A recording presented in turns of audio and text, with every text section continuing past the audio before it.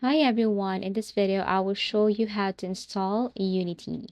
So first things first, you have to go to Unity download page and you need to download and install Unity Hub. So you can just basically go to any web browser and then type Unity Hub.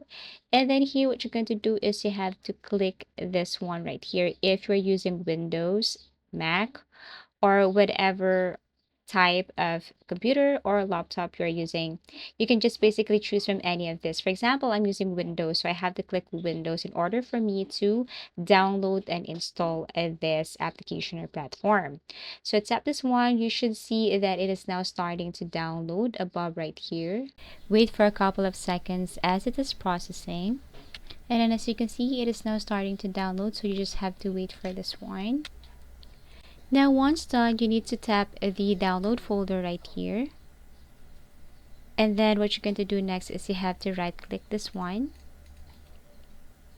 Then tap run as administrator. And then you should see that Unity Hub setup. All you have to do is to click I agree. And you can also select your destination folder. You can tap this one if you want to change this to Dropbox, desktop, and others.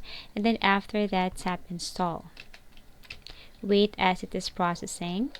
And then you should see this completing Unity Hub setup. What you're going to do next is you have to click finish.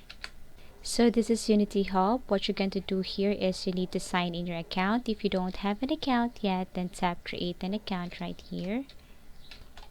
So you need to add your email address and then also your password. You also need your username, full name. You need to agree all of this and then create the Unity ID. Or you could also basically connect your Unity to your Google account. I think this one is the easiest way. And basically that's it.